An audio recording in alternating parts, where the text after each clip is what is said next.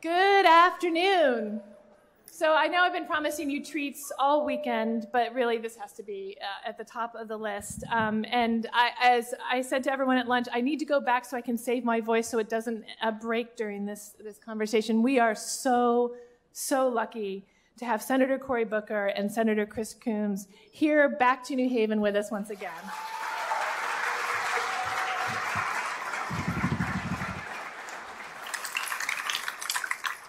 So like all of you, they are what we affectionately know as the 2s and the 7s, members of those classes.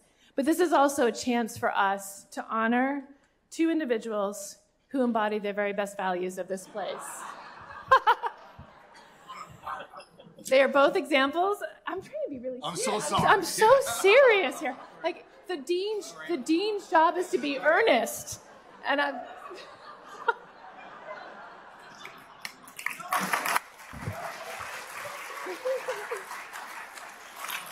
I have to tell people that the dean's job is to be just completely earnest about legal education. That's all we're allowed to do. So you guys are really messing up my story here. Let's face it, they're both examples really of what we care about at this law school and what we want our grads to be. They are both examples of what effective and thoughtful leadership looks like in the world. And we take enormous pride in the impact each of them has had on the world and this country, and we are humbled by the notion that their work in any way might build on something that happened here. So let me begin. I feel like there's no need to introduce you, but it's kind of the job.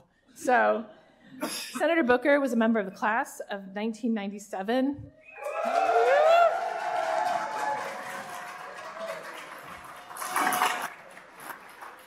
And his career marked him as an impactful and tireless advocate for civil rights of our time. Senator Booker's life and service began when he was an undergraduate at Stanford, where he ran a crisis hotline and participated in outreach with Palo Alto youth. After a Rhodes Scholarship brought him to Oxford, Senator Booker arrived at Yale Law School in 1994, where he was an active member of CED. And after graduating from Yale, he jumped first into public service, earning a seat on the Municipal Council in Newark, New Jersey. He went on to become mayor of Newark and eventually, of course, United States Senator for the state of New Jersey. Regardless of his position, he has stayed true to his commitment to community development and service of the people who inhabit those communities.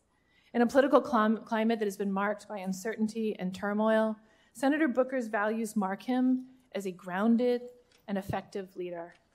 I was actually talking to one of our own students who may be in the room. I'm going to take a look around. And one of the things that he observed that is most distinctive about Senator Booker is his joyousness. In a time when so much of our politics is about anger and attack, Senator Booker reminds us to show grace to one another and to ourselves. Senator Chris Coons has also served as an exemplary leader during a time of uncertainty. In the chaos and division of this moment, he is known for his steadiness, his humility, his pragmatism, and his willingness to treat everyone as a partner to solve the problems of our time.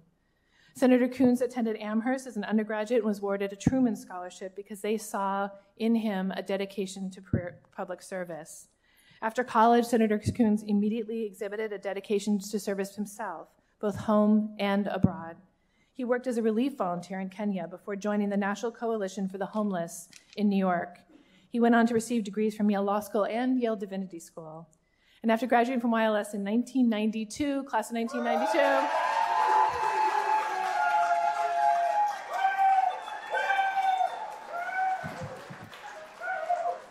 I don't know, 97. We'll see.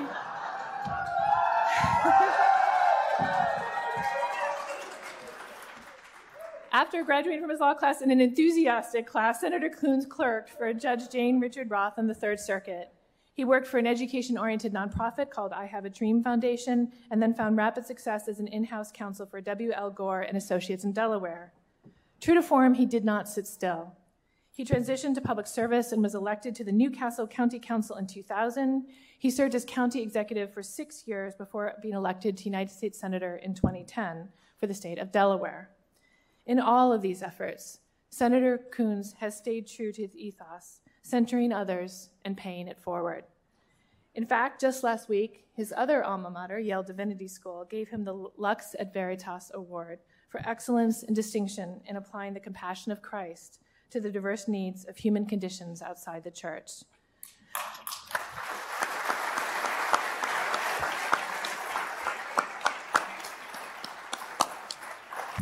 These two remarkable men don't just share a reunion year. They both serve on the Senate Judiciary Committee, but that's not also what they share. What they mostly share, most importantly, is a deep commitment to others, a clear sense of mission, and the ability to work across the political aisle at a moment when politics divide us.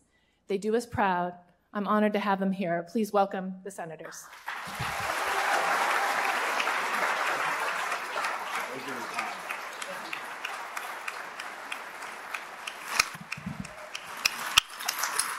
So this is such a homecoming for all of you, and I wonder if we can maybe just take you back a little bit to the days when you were youngins, since you're both old, Not for the Senate. Fair. I'm the Senate, that's right. Yes. So, I just wonder if you could, especially because we have some students in the audience, I wonder if you could talk about, how's that? Is that better? There you go. Usually the problem is I'm the first tall dean in a long while, and I never get mic'd high enough for me. So, Senators, if you could just take us back to when you were unformed and green in 1Ls. Can you just give us a picture of who you were, what you were thinking, how law school felt at that moment? Senator Booker, you want to give us a start? I'm a junior senator to the senior senator to my... I have to defer immediately to him on everything. My apologies, Senator Coons. Can you tell the Senate operates on seniority, not skill? I came to law school having worked for 3 years, and I'd lived and worked in South Africa, and I'd worked in Manhattan for a crusading attorney, Bob Hayes, at the Coalition for the Homeless, and frankly, I came here because my mom wouldn't stop bugging me. I'd only applied to one school. I'd gotten in here. My uncle was a lawyer. I really didn't want to be a lawyer. I really thought this was going to be a complete waste of my time. And a friend of mine from college was a student here, and he said, why don't you just come up and sit in one class? So I did. I came up from New York where I was working for the Coalition for the Homeless, and I went and looked at the list of topics, and I picked what sounded like the most boring class I could possibly sit in, international business transactions. And I sat in the back and listened to Harold Coe, and in 15 minutes, I was sold. I spent my time, frankly, hurling myself into the clinic and representing families who were facing eviction and homelessness, and studying. Carlos Nino was one of my first semester professors who had written the first Argentine constitution after the junta and was holding accountable folks who'd committed horrible human rights atrocities. I was sold. If it weren't for the clinic and if it weren't for those classes, I probably would have left. But I got to tell you, within the first 6 weeks, I knew I was in a really special place with some incredible people. Last thing, I was used to being the bullshit bingo winner at Amherst. In every class, I'd wait, and then I'd have some point to make that was like really smart and really insightful, and the professor would say, wow. I was sitting in first semester torts, and I'm nervous because this is the smartest group of people I've ever been around. And 15 minutes into it, there's like this opening in the discussion, and I've got an insight. And it was about, the 14th century monastic tradition in Spain or something. And this other kid's hand goes up. And she says the exact same thing I was going to say, but better. And I suddenly thought, wow, I am below average. And I made myself a promise, no exaggeration. I promised myself that any time I thought I had something really special to say, I would mark down the time and I'd wait 15 minutes. And if no one else asked it, I'd raise my hand. In 2 out of my 4 first-year classes, I never spoke. Because my classmates were so much smarter and so much more insightful and so much more interesting than me that this was the first place in my life where I listened more than I talked. Wow.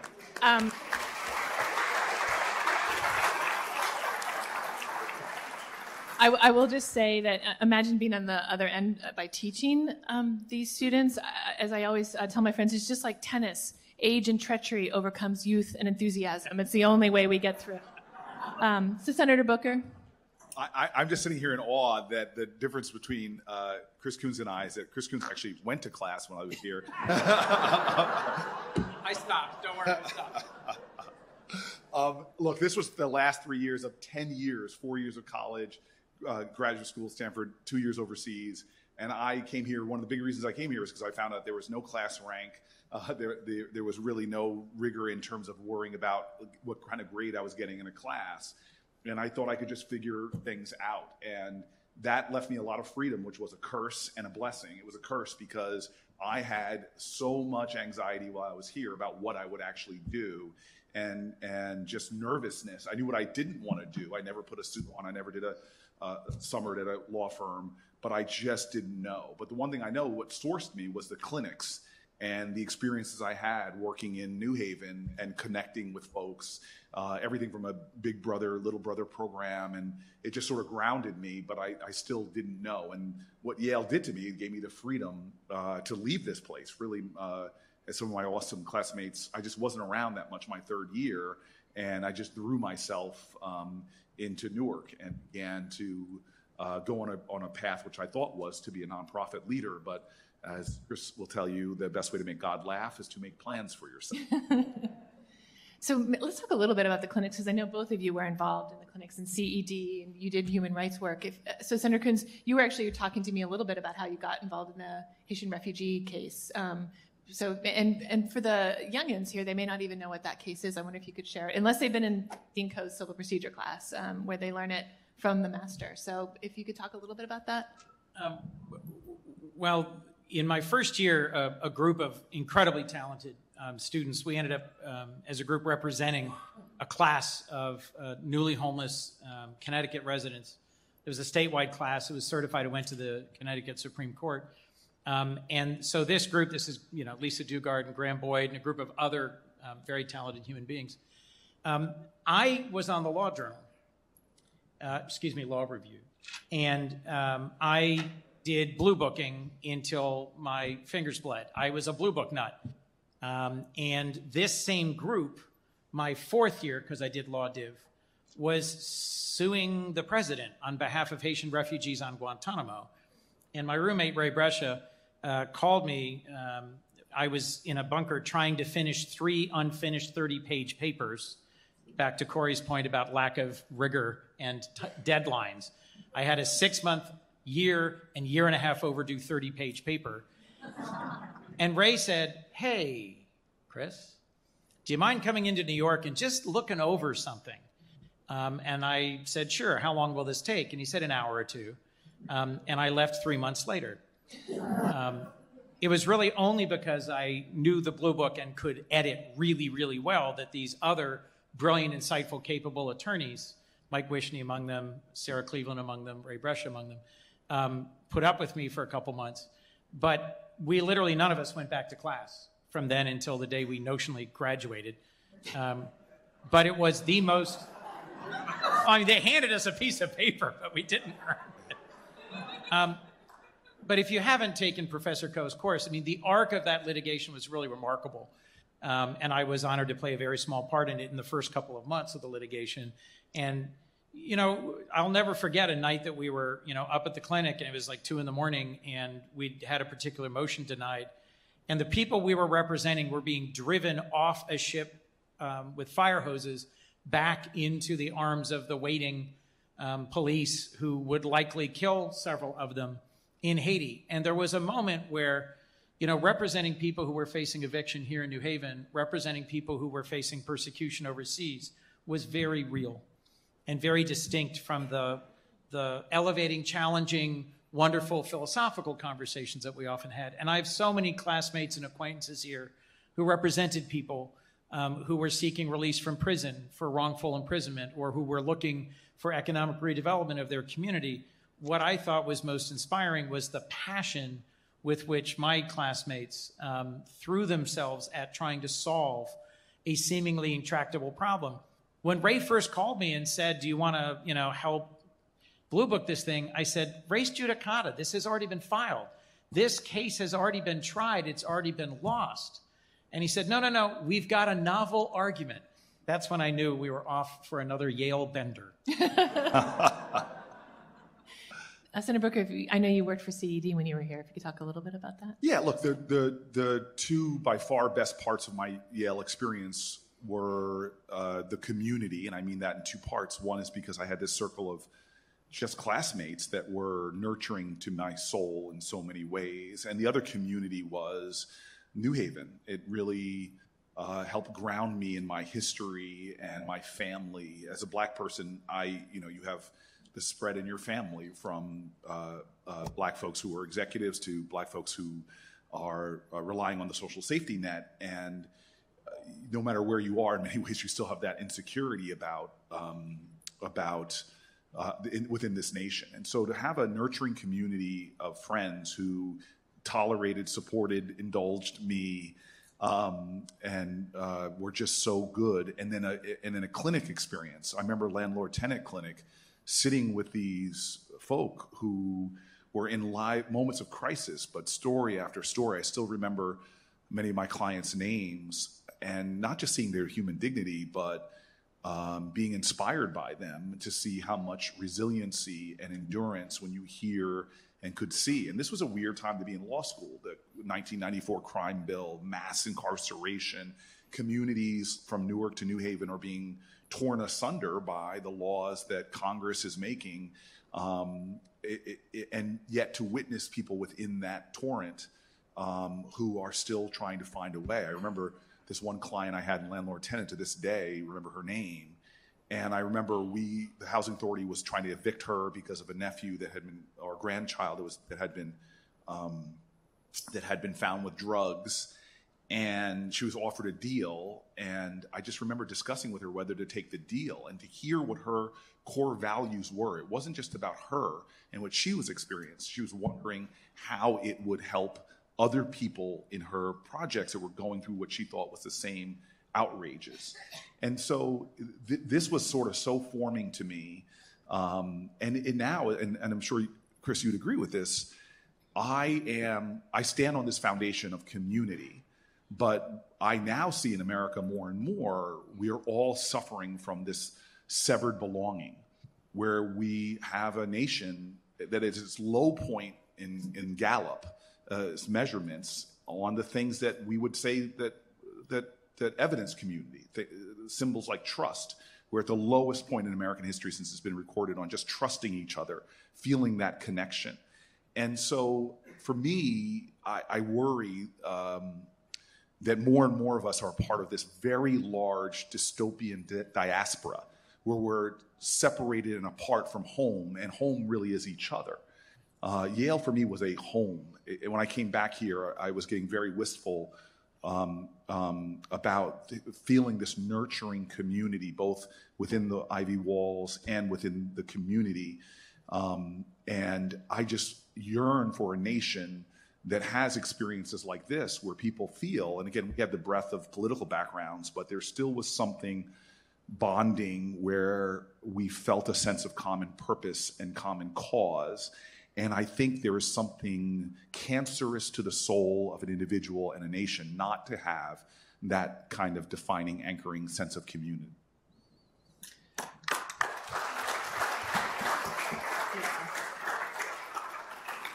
So I want to talk a little bit about where you went from Yale, and I asked this with self-interest. So we've just launched the biggest program in our History of Leadership program, and that's a big word for what I think of in some ways as a shorthand for many paths.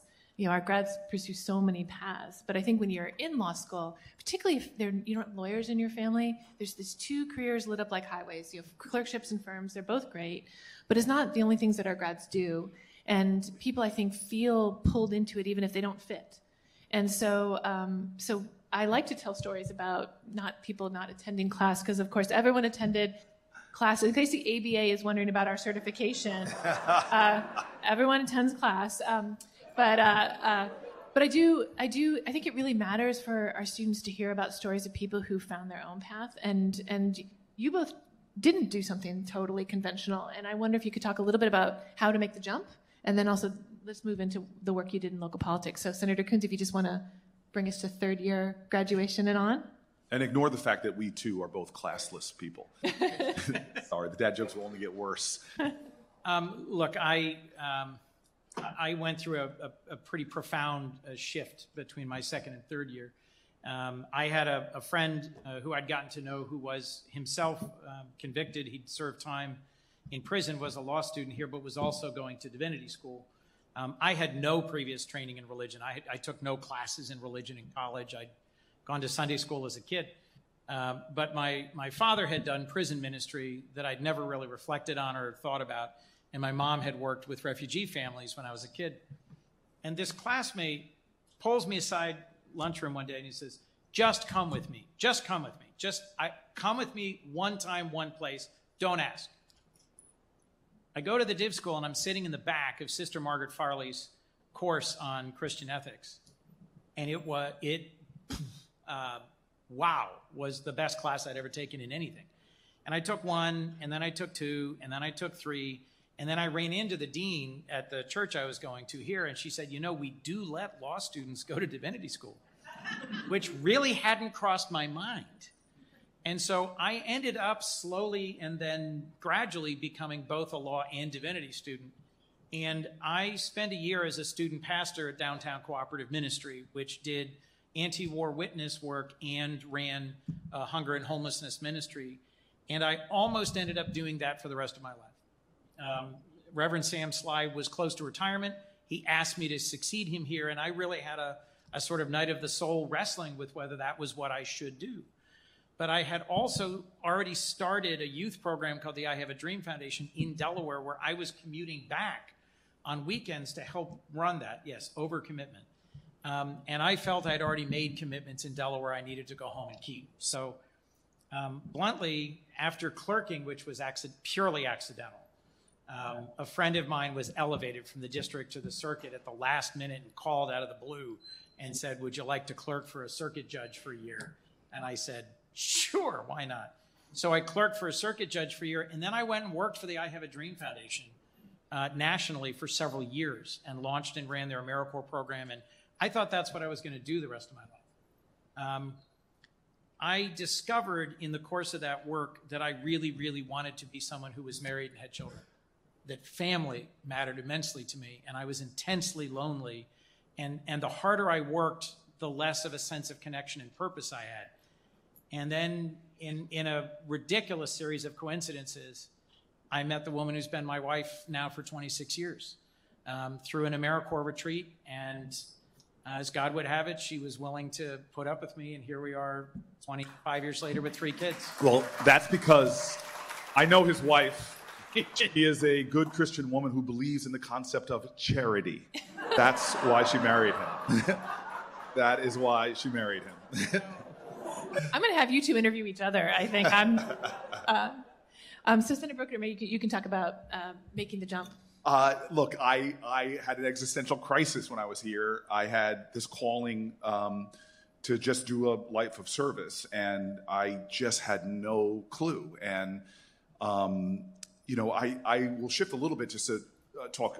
There's something I really love, a lot of things I love about my colleague, but there's one thing that I always love about him is because he is, you don't see this with Democrats. I think people are afraid to talk about religion in my party. But he is a person that lives with faith, not in a dogmatic way or a self-righteous way or I have all the answers way. Chris's faith is first and foremost about humility. If this is divine out there, I know so little about it. Let me start with just saying that I'm humble before the conception of the divine. But yet it is his moral compass. So when I have a conversation with him, when I have a conversation with Tim Kaine, when I talk to Langford on the other side of the aisle or Tim Scott, I just appreciate that you have this core of faith. And for me here, I was searching for that faith community as well. And it wasn't Christian. I am a founder here at Yale of a Jewish organization called the Shabtai. Was 5 of us around a Shabbat table because I found that faith community. I find it now with people who don't ascribe to a singular faith. And when I was here, that was what was calling me, as I think you as well, which was I have all of this privilege. What is the purpose of my life? Like, what is my core values? And so that made it easy for this doesn't resonate with my purpose. No judgment. I'm partnering and working with people from all different sectors, but I just knew for me it wasn't resonating with my truth. And this is the difficulty. I say this to our great dean because rumor has it, Ben, that she has a teenage son who desperately needs to shave his head. In order to be as handsome as the junior. Thank you very much. Yeah, and you, Baldy. And so I'm on a break, and I can't remember exactly when it was. I think I was my second year here, and I'm with my mother. And I literally thought by the time I was in my 20s that I had heard every bit of wisdom my mother could offer my life. And it was a point where if I heard it from another person, it was novel and original. But if my mom said it to me for the 37th time that she said something to me, I would often sort of zone out. So we're sitting with my mother, and she asks me the worst question you should ask someone who is terrified about graduating from school and not having a plan. She's like, "What's your plan after law school?" and I was just angry, and I go, "Mom, I don't know, but even if I teach and just go into inner city community and start teaching with 30 kids and trying to make a difference in their lives, I will be happy." And she looked at me and started something that I had never heard her really talk about before. And she goes, "If you chose teaching, I would rejoice. It is the noble profession." But she goes, "But when I hear you speak, I am hearing you speak out of fear and not faith, out of anxiety and not faith." And then she told me a story from our tradition, the talents. She's like, "You've been given talent." The story that one guy buries his talent, the other two go out and risk their talents in the marketplace, and then the person rebukes the person who buried their talent. And she said, "Look, I don't want you to be a person with all of this privilege and not use your talent." And then she asked me a question that haunted me for my last 2 years at law school because I couldn't answer her. She goes, "You have an obligation to take the greatest risks possible because the consequences for you failing utterly are so much less than people who haven't been given your blessing. So this is the question I want you to answer," she said. And it's this question, if you've ever been in my office, Chris, you'll notice it. It sits on my desk to this day.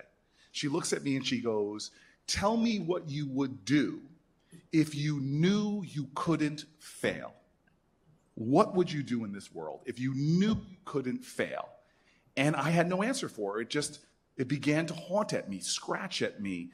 And this idea that if I am faithful, what is the largest expression of my faith? I have an obligation, leave my comfort zone. And so I began this last 2 years of law school trying to pursue that. And I sat back and I thought to myself, okay, well, who are the people I most am inspired by in America? Some of them we know, Brian Stevenson. So let me reach out to him. I got him to come here to speak. And to this day, I joke with him because I did not let that man go. I walked him all the way back to his hotel, kept him in his lobby. "Please tell me about your life and what you're doing." But the person I found that answered my question finally was a guy named Jeffrey Canada, who was running something called the Harlem Children's Zone. And I said, that is what I would do if I knew I couldn't fail. And then I turned my attention to Newark, and I said, I'm going to do what he did in New Jersey. And I began this odyssey and stepped into way out of my comfort zone. The first night I slept in this one room on one of the most dangerous sections of Newark and heard gunfire, I began to know what has now become a great test of faith for me. And you, I'm sure, know this, Chris, that when you come to the end of all the light you know and you're about to step into the darkness, that faith is knowing one of two things is going to happen. Either you're going to find solid ground underneath you, or the universe will send you people who teach you how to fly. And from that moment of my life, when I was way over my skis, literally going to bed praying, I had a bad interaction with some of the guys on the street, praying that I wouldn't die in pursuit of this. It ignited a course of my life that was nothing like my plans, but so much more and beyond what I could hope for in terms of trying to make an impact. And I think the danger at this point, as I say to myself often, and I will offer it up humbly to peers of mine in this room, the danger I have found is that more and more in life, I am pursuing comfort more than I am discomfort. I am preferring the safe and secure more than taking the risks. I am often a person of faith, but my faith, especially the radical nature of your faith and my faith, demands that we never feel safe, that we continue to push to answer that question, what would I do if I knew I couldn't fail?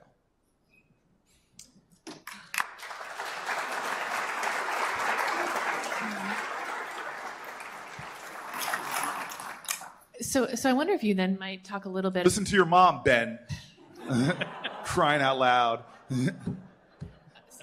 Senator Booker knows my son because when I started this job, I just want to say I had just begun. You all know this. It was 5 years ago, and my son was 11, and I wasn't home anymore, and I was feeling guilty about it, and I tried to impress him by telling him I'm meeting with Senator Booker today.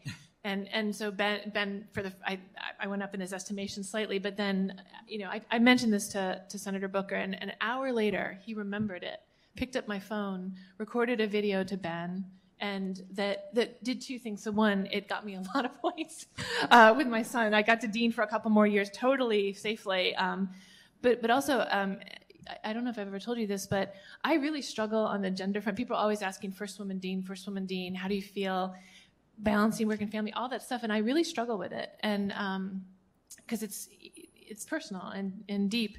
And you crystallized an answer for me to be, why do you do this job? And you said, my mom did this to show me what a working mother is and a working woman is, and that has stuck with me and been the answer I've given to every single person without footnotes. I'm sorry, but it's really. Well, can I say something I know Chris will appreciate, because he has I've met his twin boys who are amazing folks, and one day, Ben, your mother is going to stand up to introduce you publicly. You may be doing some job, you may have a new position, you may be running for president, like this happened to me, and your mother gets up to introduce you and says this. She goes, behind every successful child is an astonished parent.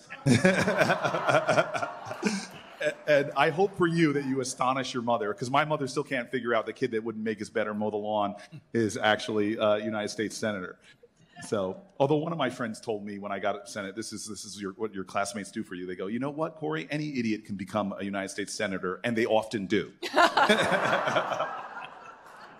that is a perfect segue then to the question I wanted to ask, which is, you both have served in local government and you both served at the federal level. They're really different jobs, and every possible way. And I wonder if you could talk a little bit about what it's like to work at the local, because in some ways, I think law schools tend to focus only on the federal. I resist that a little bit. I've had a clinic for 15 years, which has sent students into local government for the last 15 years, and they're thriving and doing great work, but it's not the usual path. And so I wonder, Senator Coons, if you could say a few words about that. Yeah, if you had told me when I left here that I would dedicate 10 years of my life and most of my heart and effort, that I would take the biggest risks and do the most important work in Newcastle County government, I would have laughed in your face. The idea that years spent with sewers, with police response time, with paramedics, with building more inclusive communities, with fighting over workforce housing, with trying to change the character and nature of the community in which I grew up, that would be the most rewarding thing I ever did. Nobody comes out of here dreaming of fighting over sewer rates and renegotiating union contracts and raising property taxes. Nobody. And it was only because my wife had spent 8 years in county government and understood what it does for people that I was persuaded, berated, harangued, pushed into taking on the opportunity to run the county in which I'd grown up. First as council president, then as county executive. We had infant twins when I ran countywide to represent 500,000 people. And halfway through the campaign, we got pregnant. And it was a part-time job, so I was still in-house counsel for a company. So I had 2 full-time jobs, and we had 3 kids under 2 when the appropriate searching federal criminal investigation of the then county executive began.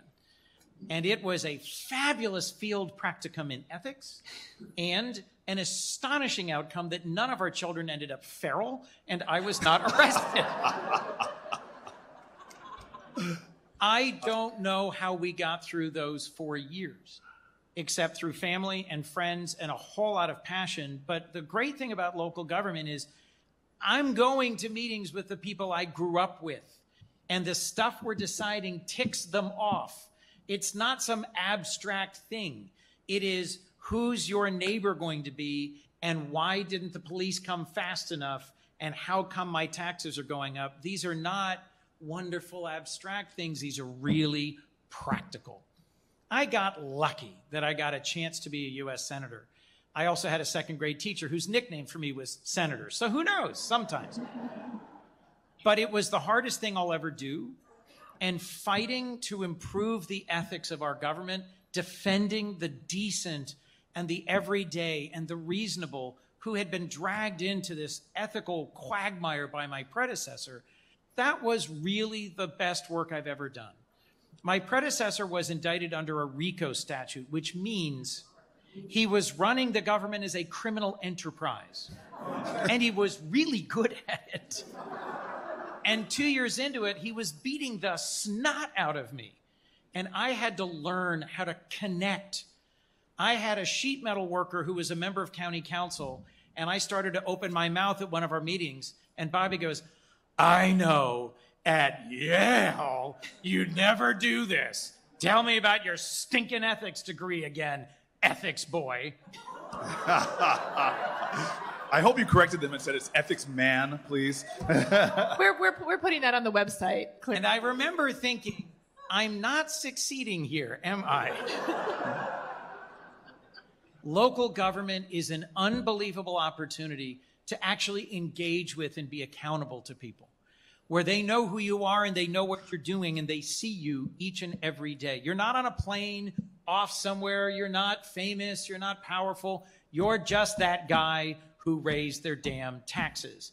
And you got to persuade them that the workforce housing you're funding, or the new library in the poor community that you're funding, or the improvements to water quality that are an environmental justice project are worth their time and their interest.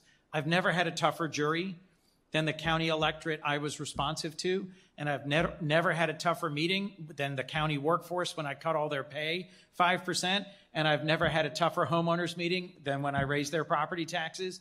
But we got through it all together. And here's the punchline. I came out of 10 years in county government convinced the average American is incredible, is a grown-up, is a wonderful person who's willing to sacrifice, who's willing to be a part of a democracy, who's actually willing to work and sacrifice for it, as long as it's fair. And when I got to Washington, I encountered a totally different level and layer. Anybody watch Aladdin with your kids when they were, right? You remember that moment? Phenomenal, colossal, global power, itty-bitty little living space.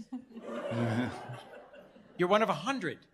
Suddenly you're fighting over not $10 million, but my subcommittee controls $66 billion in foreign assistance.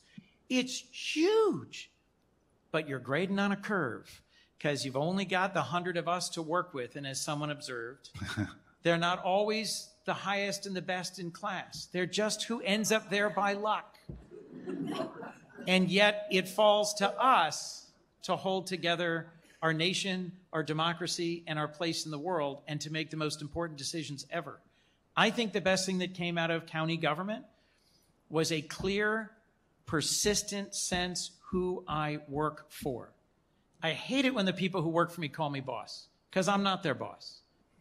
The people of Delaware are, the people of the United States are, history is. And it is a whole different thing to be in a room where you are confirming judges and ambassadors, you're passing statutes that'll shape the direction of our democracy, and you're spending tens and tens of billions of dollars. But I could not be more blessed than to go through it with this man. And honestly, as we are careening around the country, campaigning and fighting like all heck for this next outcome, it is the work of a lifetime because it is rooted in that really hard, really local work as well. Powerful. Powerful. I have to show up. Very powerful. I mean, I don't know what I can add, but let me take a different approach to the question. Look, my local government really was a journey as a kid that grew up in relatively affluent suburbs who stepped into one of the lowest income census tracts in our nation and began a career of service. I love what Brian Stevenson said to me back at Yale Law School about the importance of being proximate to the communities in struggle.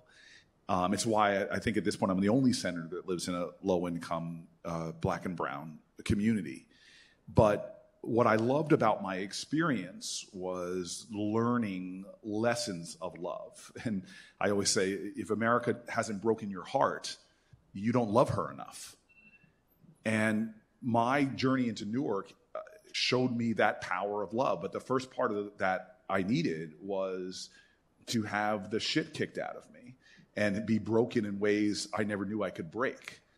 And, you know, I told you about moving into this neighborhood. I'll never forget the first person that taught me how to fly. I was taking my BA from Stanford, but my PhD on the streets of Newark was the tenant president for the projects across the street from where I was, who was the one that would ultimately tell me, okay, it's nice for you to be here a lawyer and have your nonprofit idea, but that's not what the community needs. The community needs you to run for city council. But I'll never forget when I showed up with her. I was still a law student, and I showed up at her doorstep because people told me she was like the leader in this neighborhood. And I knock on her door, and she opens the door, and I'm like, "Hi there, I'm Cory Booker from Yale Law School, and I'm here to help." And she gives me this cynical look, like, "Boy, you need some help." and in our first conversation, she takes me down to Martin Luther King Boulevard, again, the neighborhood I still live in. And she's like, "What do you see in this neighborhood?" And I go, "What do you mean?" She goes, "Describe what you see." And I go, "I see crack house. I see the projects. I just described it." And this woman looks so angry at me, elderly African-American woman. And she goes, "You can't help me." And she starts walking away. And I run after her to stop her. And I say, "I don't understand what you're talking about." She goes, "You need to understand, son, the world you see outside of you is a reflection of what you have inside of you. And if you're one of these people who looks at my community and all you see is problems, darkness, and despair, that's all there's ever going to be. But if you're stubborn like me and every time you open your eyes, you see hope, opportunity, love, the face of God, then you could be someone that helps me." And there it was. I was left me there standing on the street thinking to myself, okay, grasshopper, thus endeth the lesson. And my journey from that day in 96, 97 was this constant period of thinking I'm growing and knowing and then getting broken into 1,000 pieces by children I knew getting murdered, by the suffering that I saw that was ignored abjectly in the wealthiest pocket in America, where we happened to be a hole in the donut, where I just saw the wretchedness of life. And yet, what I found in my weakest moments was my greatest strength, which wasn't just self-reliance and rugged individualism. It was that community who showed me that despite it all, as Miss Jones, who had her son murdered, would teach me that hope is the active conviction that despair will never have the last word, and that we are each other's hope.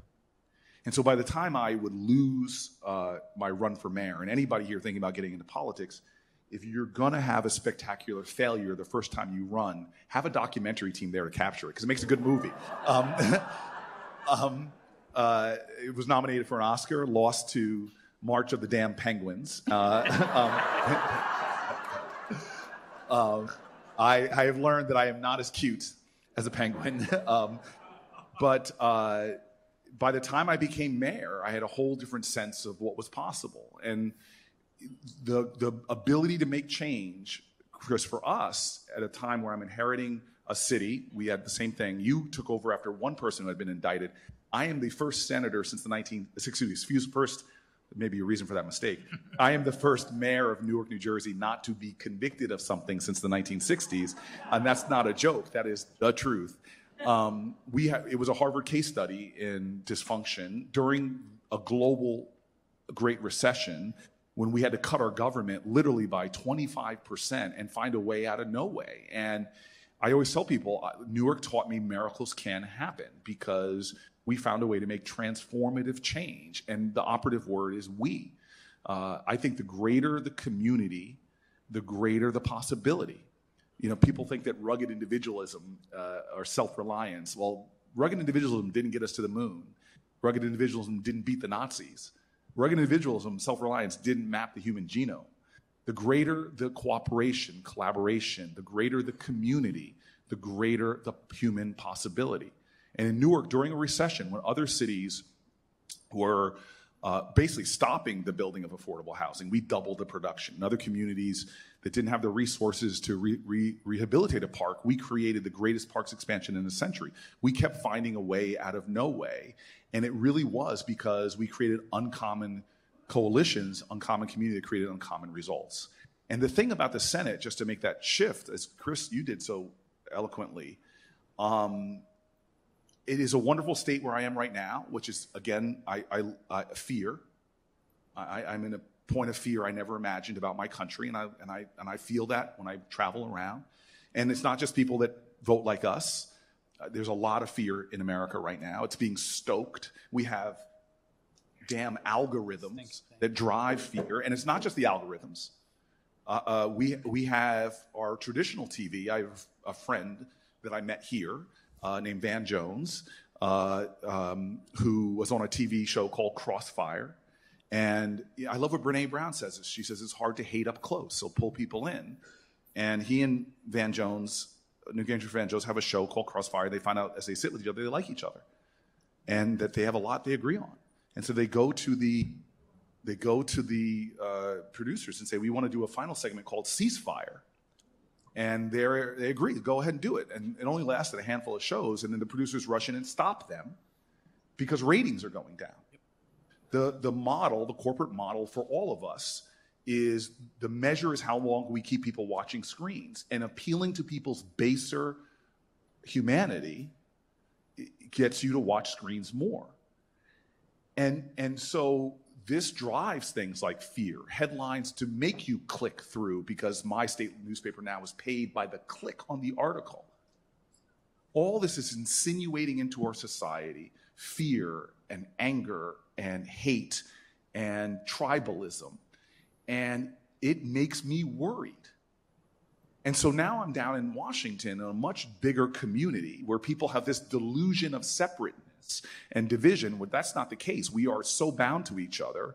And the successes I had in a city that is very small. I mean, New York City is a country, for crying out loud, compared to Newark.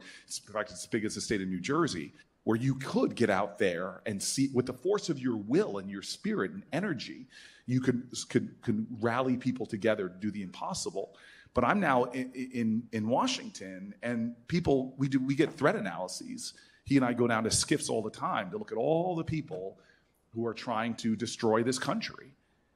And I sit there and I look at national security data, and I remember one time I was sitting down, this is now years ago, and I won't break classified federal law here, but I'm reading about the Russians, and I'm stunned. I literally have to stand up in the little cubicle they give us to read in, because their strategy to destroying America, one of them is to go on our social media, pretend that they're us, and insinuate what more hate, fear, and division amongst us. And what are we doing? We're making it very easy for them. And so I'll finish with this. I went from a city where we found uncommon community and did uncommon things, and now I'm in a point in our country where the Senate's more divided than ever before, where I am literally sitting on the front rows of history witnessing things like people who I love and respect. You remember who the last speaker was on January 6th before they stormed down. Somebody we both love on the other side of the aisle trying to explain why we shouldn't allow this regular function of government, where we're being chased out by people wearing Camp Auschwitz t-shirts and waving Confederate flags. And so I feel this is Newark Redux, but I'm waiting for the second shoe to drop where I feel brokenhearted, I feel afraid. I'm searching to try to find how can we, and I mean that, all of us, somehow turn away from what I think is our greatest threat. We are a nation with the best boat in the fleet of countries. We have already shown humanity what the horizons of infinite possibility are. But suddenly our boat has stalled. We're fighting each other so much in the boat, we're threatening to sink our boat. And other nations are out-Americaning us on immigration laws. You can't get your H-1B visa in the United States? Come to us. On education, hey, brain development happens most in the first 6 years of life. Maybe we should really be there while we lead the globe in infant mortalities, industrial relations, Hey, you want infrastructure? In France, we're going to build a high-speed rail that goes 300 miles from Marseille but America, the great builders, stalling. And so I know what our threats are from national security folks. Both Chris and I could give you scary things. But to me, the greatest threat is what I'm yearning for most and trying to figure out the puzzle of how do we get out of this trap, which is that we hate each other, that we have a culture of contempt, that we don't even listen to each other anymore, that facts don't matter. And that, to me, is a lesson I have that I'm trying to figure out with others. How do we, in many ways, save the very ideal of community? And another word for that is, how do we exalt the best of America, which, in our Declaration of Independence, is an imperfect document. At the end of it is this Declaration of Interdependence. Mutually pledge our lives, our fortunes, our sacred honor. Pledge to each other that ideal of love.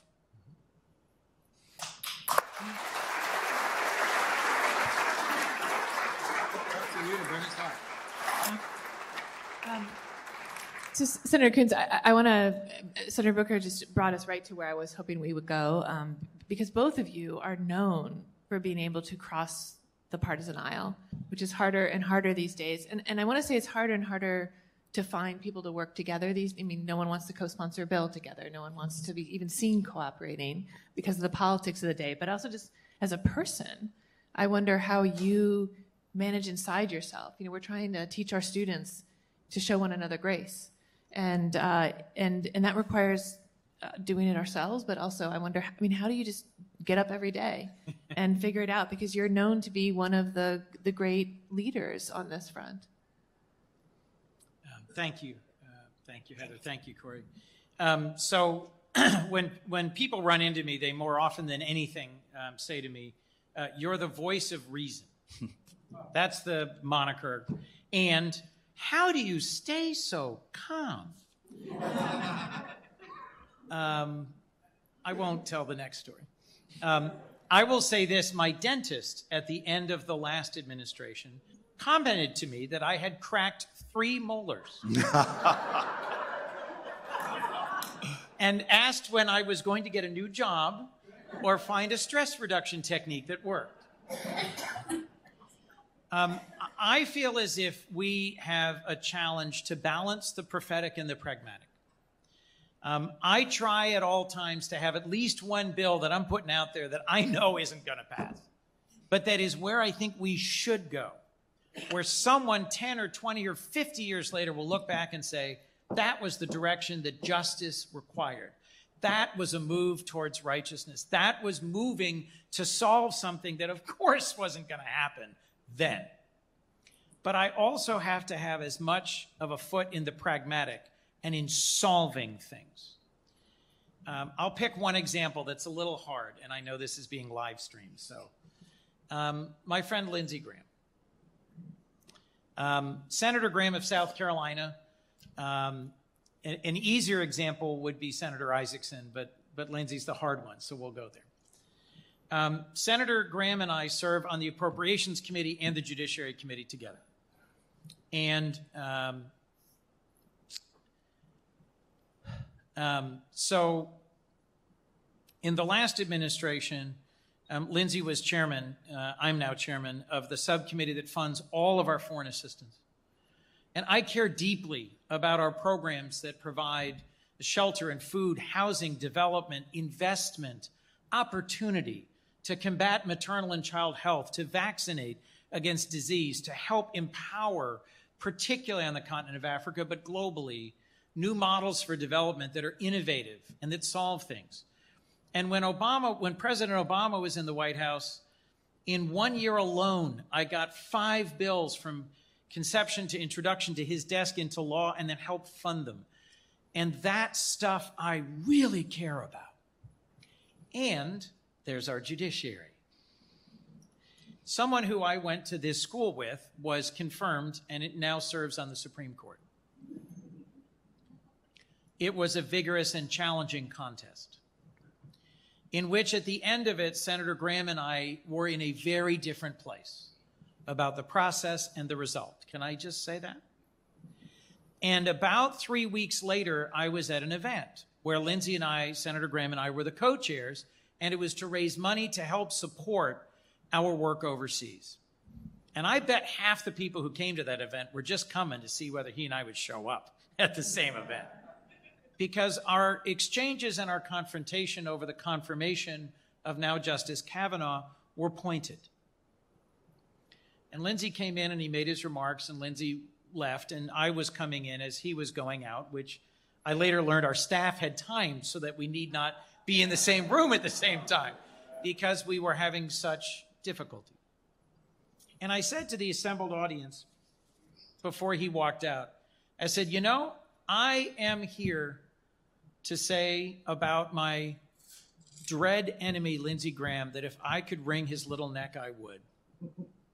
And to say about my dear friend and colleague, Lindsey Graham, how deeply grateful I am that in the last 4 years, he and he alone deserves credit for saving program after program that feeds literally millions of children, that ensures girls go to school, that provides vaccinations in countries most Americans can't spell. And he doesn't just do it, he cares about it, and he travels there, and we do it together. And I said, here is the problem of our moment. That's the same person. I want to hug him and strangle him. Just at our very last Judiciary Committee meeting, Tamika Montgomery Reeves, Justice of the Delaware Supreme Court, was not getting out of committee. And I called Lindsey and I begged him for his vote, and he voted for it. My Supreme Court in Delaware could not believe that there was any contest or question about whether she'd be confirmed. But in our current Senate, you remember this confirmation hearing, brutal. And at the end of the day, having relationships where we can look at each other and say, I need you on this. I am going to the International Criminal Court next week in The Hague with Senator Graham because of our shared concern over the profound violations of the most basic human rights being committed in Ukraine by Russians every single day. And when I...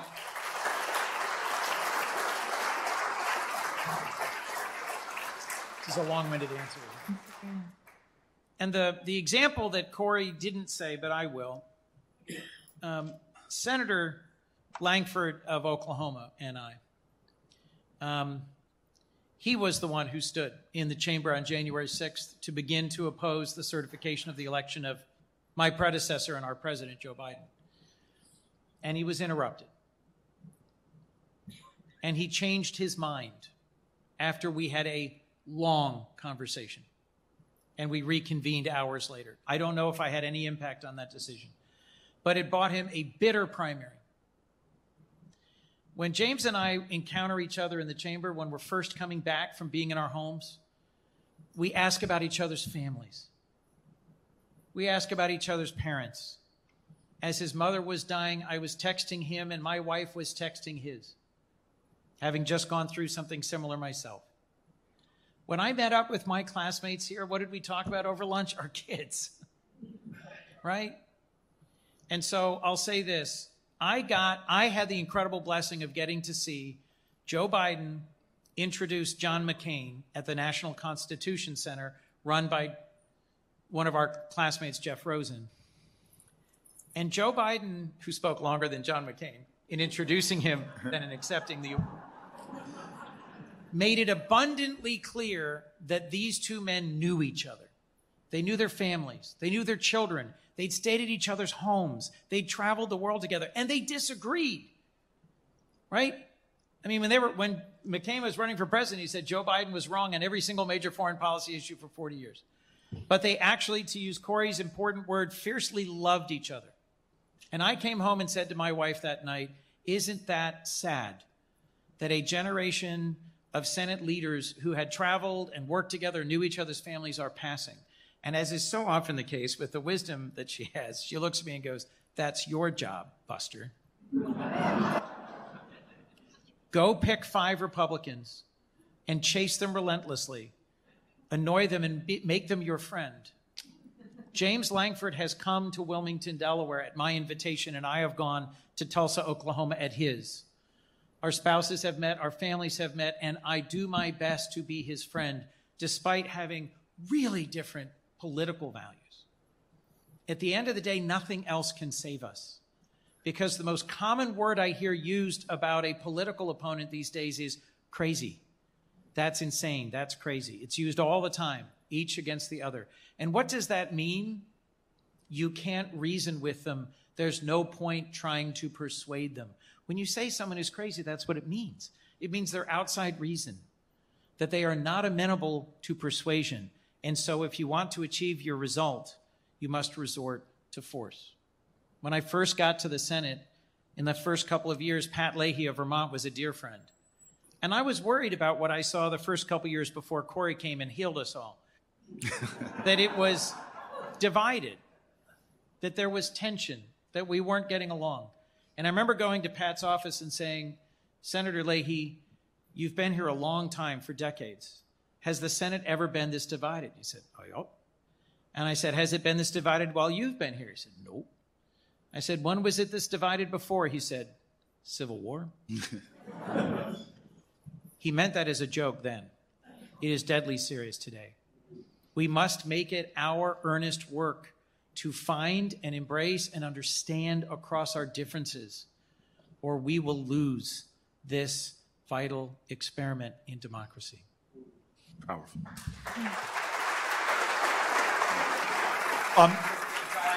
Okay, you're done. So look, I first of all, I have more Lindsey Graham stories. The two of us could talk about Lindsey and how he has come to the day. I still remember when I first got to the Senate, I'm gung-ho. I'm going to get some criminal justice reform passed. I go to Lindsey Graham and I go, sir, he's an older senator. I barely know him. Senator Graham, sir, I really want to work with you on criminal justice reform. And he looks at me. He's alone. So Lindsey's very candid. He goes, Cory, I'm in a primary right now. You understand that? I'm running against a guy that's batshit crazy. I can't get anywhere near you. As soon as my primary is over, you and I can work together. And he would repeat that story if he were here with us right yes. now. Yes. And you know what? He kept to his word. During the Kavanaugh hearing, he and I both got the White House to allow one last thing in that bill, which is the effective banning of juvenile solitary confinement. It would not have been possible without Lindsey Graham. So and that infuriates me because we create one-dimensional caricatures of each other, and we don't understand often. We're not worried about primaries, but these are folks that often are.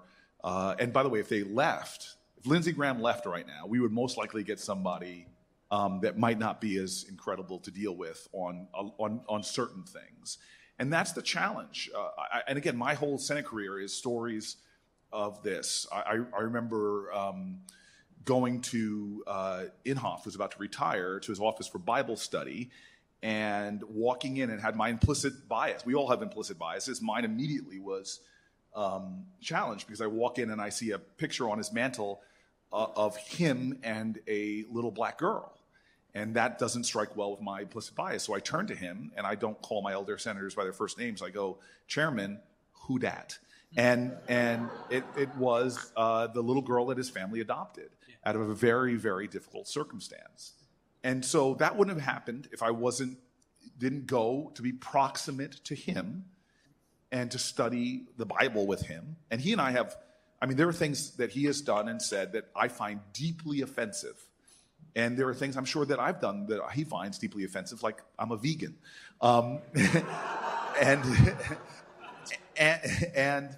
But many months later, there's a big education bill going through the Senate. Lamar Alexander's guarding the bill. No amendments is the rule. They're going to get this by without any hairs. And I'm just sitting there with this amendment that I really want to get on this bill that helps foster homeless kids. And I'm discouraged because there's just no pathway to doing it. But I see him in the well of the Senate, and I leave my back row, go into the well, and I summon the spirit of this child and make my appeal. And he doesn't say no. He goes, let me think about it. I walk back. I sit down on my seat. Suddenly, he's charging into the Democratic section. He comes right up to me and says, sort of grunts at me. I'm in. And he starts walking away. And I'm like, sir, what does that mean? And he goes, I'm going to co-sponsor your amendment. Then we get Grassley. Then we get a whole bunch of people, got on the bill. It's now the law of the land. And it would not have happened if we didn't find those cords of humanity that connected us. If I had just sat in my state of offense, state of victimology where he's done so much, I'm injured so much by him. I would have never seen that court of humanity. And so that's what, and I was saying this before we came in, forums like this are really great, but the really great forums I've been to are the ones when I leave, they've changed my behavior. And I'm wondering, like, what are folks in this room? What are we all going to do? Because I listen to Chris, he changes my behavior often, usually to avoid him when I see him. That changes my behavior. But what are we going to do different? Because if we want change in this country, we have to be the change. If we expect the world to change without us, then we're part of the problem. And that to me, we have every day of our lives, because we don't force ourselves to be proximate with people that make us uncomfortable or people we don't like. You have to like stumble into them. I stumbled onto a plane and sitting next to two women, mother and daughter, 80 and 60, and they're kind of curious because everybody seems to be paying attention to me. And so I sit down and they go like, "Who are you? Are you a football player?" and I'm like, "I love you. You think I play professional football?" And I go, "No, ma'am, I'm a United States Senator." And what do they want to know right away? The lens. They want to know what lens to view me on. And they ask me the question. These incredibly sweet, good people look at me and say the question we all want to know immediately: are you a Democrat or Republican? And I go, "Ma'am, I'm sorry, I'm a Democrat." And she then suddenly looks sour and says to me, "I should have brought my Trump hat." And I'm like, I'm not letting this record play. I'm going to scratch this record immediately. And I look at her and I smile. And I go, "Donald Trump, my God, he signed two of the biggest bills that I've ever passed in the United States Senate." And they look at me confused. And then I start going into my partnerships with the Trump administration on criminal justice reform and opportunity zones. And before you know it, I just start saying things to him. God, people think we're so divided, but we have so much that join. And by the end of the flight, that record was gone and a new record was playing. Every day we could do things to change the energy. And it's going to, unfortunately, the solution to this is not a leader. It is millions of acts of grace. But here's the thing that worries me even more. And it's this idea that we are spectators in a democracy, that we have no agency over the problems that we deplore. Because we all deplore. People were applauding all that we're saying, as I was applauding things Chris was saying about why there was so much hatred. Why? But what are you doing about it? I'm running for a town hall stage in Iowa. I don't know if anybody heard this, but I once ran for president. And I'm about to jump up on stage, and a big guy sees me at the bottom of the stage and looks at me and goes, "Dude, I want you to punch Donald Trump in the face." And I look at him and I go, "Dude, that's a felony." I mean, I'm like, we don't win. We lose with that energy. I get up on the stage and I was like, "Look, everybody, I know there's anger here, but we didn't," I say we, they didn't beat Bull Connor by bringing bigger dogs and bigger fire hoses. They didn't double down on the frequency of hate. And I don't know if they ever changed Bull Connor's opinion about black folks. I don't know if he ever had a pathway to redemption, but it didn't matter. What mattered is they changed the frequency in our entire nation. They called to the moral imagination of our nation. They called to the consciousness of our country. And thousands of people poured into Birmingham from all over the nation, and in just 12 days, segregation fell. That's how powerful it is, not to double down on the energy. I hate Lindsey Graham as much as he hates me. It's to change the frequency. And so that brings us back to, what are we going to do? Because my greatest regrets in life, and I have had many. I love these people say, "I have no regrets." I'm like, I'm sorry. If I could go back in life, there's a whole bunch of stuff I would not have done that I did. I've learned from them. I'm grateful for those experiences, but damn, did I have to learn the hard way? And so let me just end. I was sitting in the last moments of my campaign. We, at this point, pretty much knew my presidential campaign was over, but I sat for the New York Times editorial board review interviews where they were doing the top candidates. And it's great when you don't give a damn in their interview. You're just like, I'm just like shooting from the hip on everything. And I think I really impressed the panel, as I was told later. but I would drop out in days. But the last question, they said speed round. And if you guys haven't noticed, asking senators speed round on anything, no. I mean, the House has time limits on speech. We can go on forever. And they asked me, they think it's going to be speed round. They only got one question. They said, tell us about a big mistake you made. And I look at them and I go, I lived in high-rise projects for 8 years. And I watched some kids in the lobby of my building grow up. And they went from boys to high school students. And one day I walked in, and these boys, I knew that there was alarm signs because it just smelled like pot in the lobby when I came in late one night. And I had already seen some gang tags, and I was worried. And I'm sorry, kids in Newark do not have the latitude, the margins to experiment with pot in the same way that every place I've been in privileged environments, we did. In Stanford, there were pot sellers, pot buyers, pot users, et cetera. In the White House, pot buyers, pot smokers. I mean, elite people it's been legal forever. And so I intervene. I start saying, kids, let's go out to the movies. Let me spend some more time with you. And by the way, I regret letting them choose the movie because they took me to something called Saw 2, which was awful. But I love asking people what their dreams were, and I still remember how humble their dreams were, especially this kid, Hassan, who reminded me most of my dad. He was born to a single mother, born poor, just like my dad, raised by his grandmother. He was just 4 floors below me. Had the charisma of my father, the wit, the humor, the leadership skills. He told me he wanted to own a auto repair shop. And so I started making commitments to them that I was going to connect them to mentors that could help them. And I then don't follow through because I get very busy running for the mayor seat that the election I would win. And I won. All the election, I would come home in the lobby, not having followed through, but these kids would cheer me on. They even told me they would vote for me. They couldn't vote. They were too young.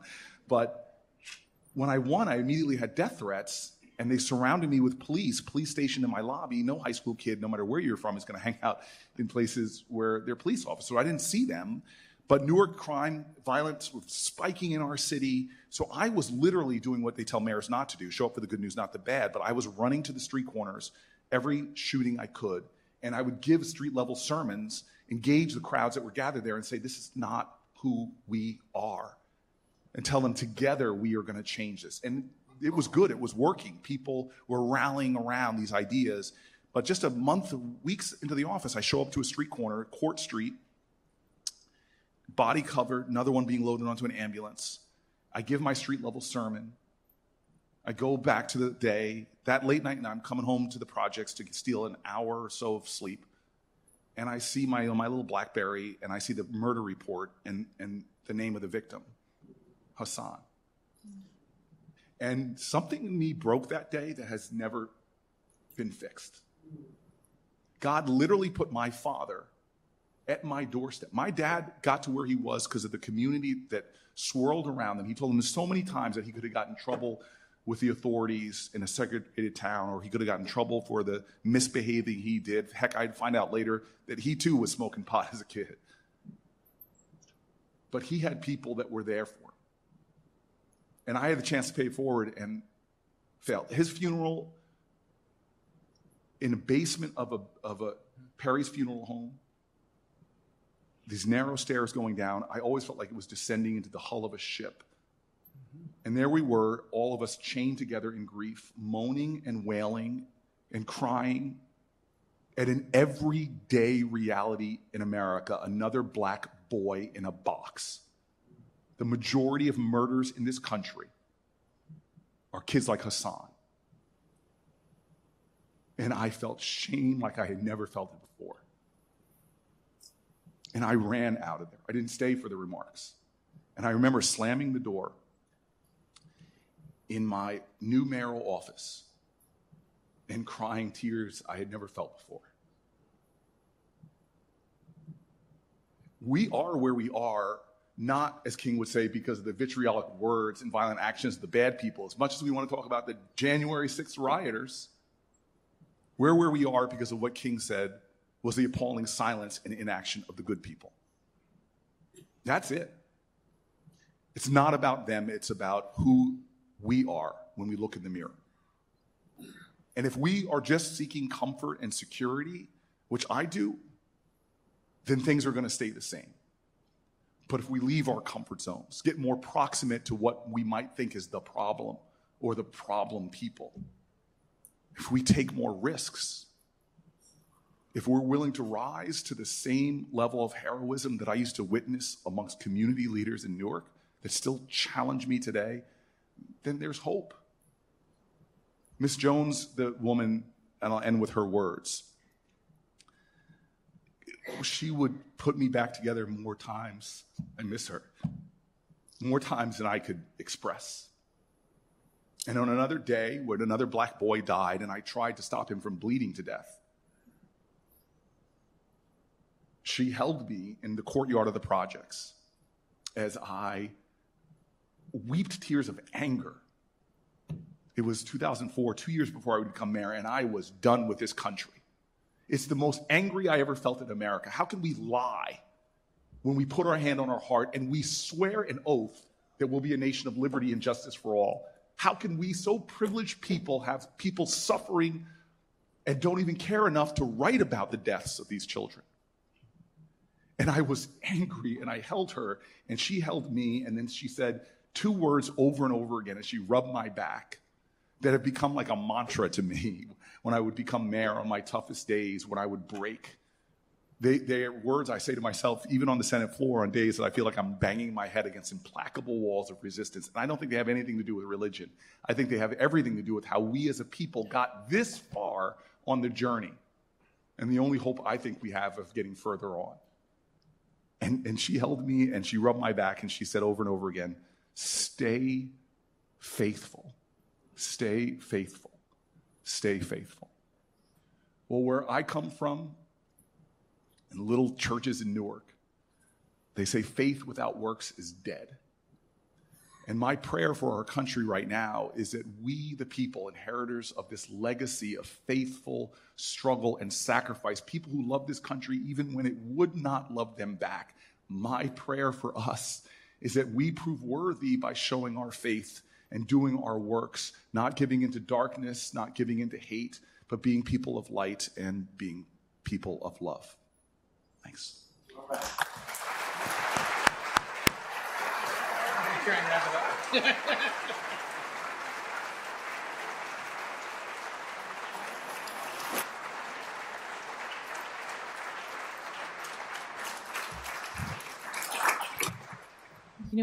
We talked a little bit about one of the things that's so remarkable about both of these senators that they're willing to show their human side to us, and I really appreciate that. And I just want to say, if I could just ask each of you to speak a little bit as our last question about the human side, because you're senators, you're doing this incredible work, you've broken our hearts, but you also have an everyday life and family and the worries that everyone has had during COVID and others, and I just wonder how you get through and still manage to hold on to the burdens that you were both bringing. So, and I don't know if anyone's ever going to go after you. So I'll go and Senator last words would be Coons. You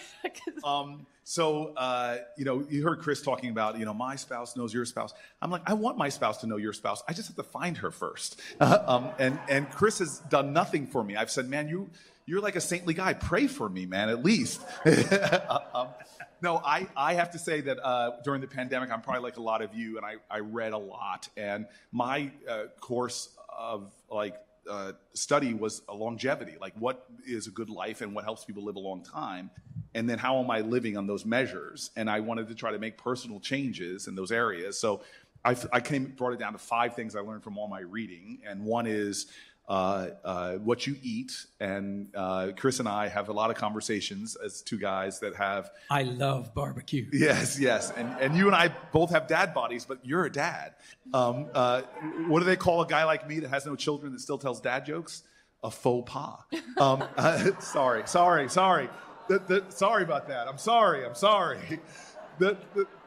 The second thing that I found was after diet, there's no particular order, diet, the next one is exercise, I did a challenge for myself this year to run every single day. When I got into the Senate, you used to kick my butt with running 5 miles a day. Brother, what are you doing now? But I've now run almost 300 days in a row. I'm very excited. Number 3 is sleep. I didn't realize how critically important it is. And so I've done a lot to try to hack my sleep. But the last 2 are really important. One is how you manage stress. And so for my well-being, I learned to meditate here with a Buddhist instructor close to campus. And it's just practices like that. And the last one I would just say for people who have a lot going on, but if you have kids, you have infinitely more going on than I do. But the last one is love, community, connection. Married men live longer than single men. For women, it has no effect. Surprise, surprise. But the people who they find in these green zones that live the longest are people who are part of something, a community who have many nurturing relationships, people that are connected to them. So I've been trying to preach this gospel to as many of my friends would listen, and I hope I can find some way to extend my life. But my chief of staff and my state director who are living there don't let me have any time for anything. So blame the 2 of them, those great women in the front row. So Senator Coons, veganism, is that on your docket? I knew Cory was a genuinely brave man. When I was in Iowa before the caucuses, I was there with this guy, Joe Biden.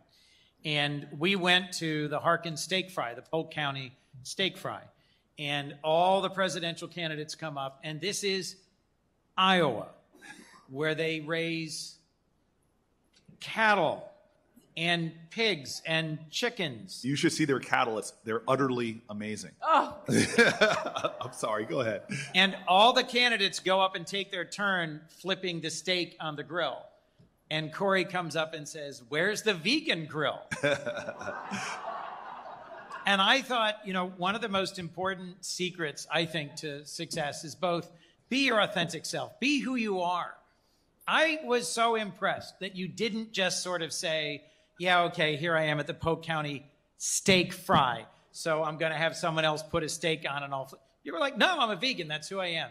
And you got into an argument with one of the local electeds about how veganism would be better for America. Thus Biden is president, and I am not. I was sitting there quietly going, go on. When we come into the chamber, Cory engages with the pages. He engages with the folks who are Capitol Police. He engages with the folks who are floor staff. One of the things is, my friend Johnny Isakson used to say, life is about friends and future friends. Senator Isakson was from Georgia and a conservative Republican, but honestly one of the most gracious and funny and engaging people I've had the blessing of serving with. And Cory expands the circle of who we're connected to. He doesn't walk in and think, I am a senator and I can only speak to other senators. He walks in and turns on the lights and brings people in. The only time I really got in trouble on the floor was when he had me take a selfie of him and all the pages, which breaks the rules of the floor of the Senate. I actually watch, believe it or not, every day I get up and watch your I've just taken a run and let me tell you a joke. I laugh at the joke. I don't go for a run. My wife and I have been texting during this whole thing. She's pulled me into being a football fan, which I never was before, and into being a Notre Dame fan, which I never was before. Go Irish, they're winning. We're crossing lines here, remember. But at the end of the day, how I managed to deal with, frankly, the nuttiness of the Senate and national politics and the anxiety, my wife is at her happiest and most grounded, volunteering on a vaccination team in a maximum security prison and a homeless shelter at home in Delaware. And I'm at my happiest in a refugee camp. And that is when the two of us feel like we're where we're supposed to be. We spend time doing that and raising our kids and being kind to our friends and neighbors and not talking national politics. So whatever it is you're doing in your life, whatever you're hurling yourself at, whatever your latest project is, whatever you're, recognize that at the end of time, the folks who are going to miss you are the folks who you made laugh, who you made smile, who you took risks with, and who you invested in. That's probably not the people you're working with. And what are you saying, Chris? and if you work with others the way Cory Booker works with others, it will be. Because the great thing about Senator Booker, when he ran on a national platform of we need to love each other and love each other fiercely, which I thought was the right message for our nation, and no disrespect to our president, I think that was the moment, and I wish our nation had embraced you for that. If you expand the circle of who you're working with and genuinely connect and engage and respect, then at the end of time, the folks who you worked with will be the folks who you laughed and who you touched and who you helped grow, and you will have never spent a day alone. All of us can heal what ails our nation and what makes us lonely and what makes us stressed by seeing others as they genuinely are, and by being vulnerable ourselves, and by caring for others. And one of the great blessings of my brief time in the U.S. Senate has been serving with this person who has helped make that. Oh, you're killing me, Chris. Let me ask you a question, though, real quick, because if you're a lawyer and you're interested in the concern about the midterms and election security, what could you do if you were in this room? And are you concerned about election security? I'm concerned about election security, and you could help Michael Bennett. You can help Michael Bennett. Yes. Well, But there are places to volunteer. All joking aside, regardless of your political affiliation, I did not mean to turn that into a campaign ad for my favorite U.S. Senator, who's a former Yale Law student, Michael Bennett, who's currently up. I do think that election security and the management and the conduct of elections, which is a county function in most of the country, are genuinely at risk. The number of people volunteering, the security of the polls, the confidence in the polls has never been this frayed since that tragic event of the 19th century. And so anyone who cares to be engaged in your local elections in ensuring that they are sound and that they are well run and that they are well managed, nothing calls for lawyers more than the orderly management of the elections that determine who will govern us. And so I hope that any of you interested will lend some of your time and your heart and your skills to ensuring that our next elections are safe and secure and free. And there are people that are looking to disrupt. We've already had people call us up and say help to get more people involved in election security, especially in key states where disrupting certain areas could affect the outcome. Well, I am so heartbroken to be bringing this to a close, but I just want to say, Senator Coons and Senator Booker, you do us proud. Thank you so much for coming.